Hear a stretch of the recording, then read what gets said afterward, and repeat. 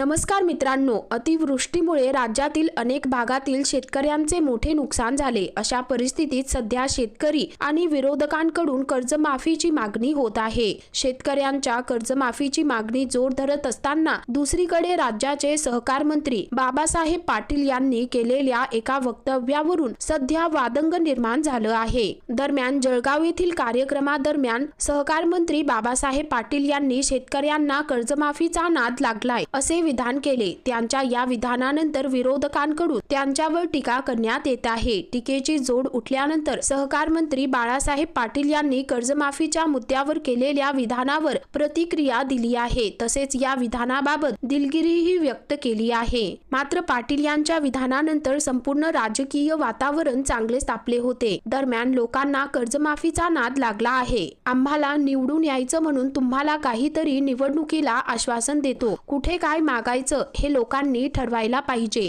एखाद्या गावामध्ये निवडणुकीत अनिल भाई सारखा माणूस गेला आणि लोकांना सांगितलं की आमच्या गावाला जो निधी आणून देणार त्याला आम्ही मतदान करणार, त्याने काय मागावं ते ठरवावं ना। अनिल भाईंनी आजची वेळ घालवण्यासाठी देऊन टाकू म्हटलं। मित्रांनो, मागणाऱ्यांनी काय मागायचं ते ठरवावं। निवडणुकीत आम्हाला निवडून यायचं म्हणून आम्ही देखील आश्वासनं देतो, या सगळ्या गोष्टींचा विचार करायला पाहिजे असं बाबासाहेब पाटील म्हणाले। त्यांच्या या वक्तव्यावरून नवा वाद निर्माण झाला। यानंतर आपली चूक झाल्याचं लक्षात आल्यानंतर बाबासाहेब पाटील यांनी एक व्हिडिओ प्रसारित करत दिलगिरी व्यक्त केली। या व्हिडिओमध्ये मी सहकार मंत्री बाबासाहेब पाटील बोलतोय। काल जळगाव येथे एका बँकेच्या उद्घाटनाच्या निमित्ताने गेलो असताना आपल्याला ग्रामीण भागामध्ये अर्थव्यवस्था मजबूत करायची असेल तर शेतकऱ्यांनी दुधाकडे वळावं। अर्बन बँक आणि पतसंस्थेने देखील शेतकऱ्यांना कर्ज द्यावे। या योजनेचा फक्त कर्जमाफीत बसत नाही एवढाच माझा उद्देश होता। कुणाच्या भावना दुखावल्या असतील तर दिलगिरी व्यक्त करतो, अशा शब्दात बाबासाहेब पाटील यांनी सर्वांची माफी मागितली।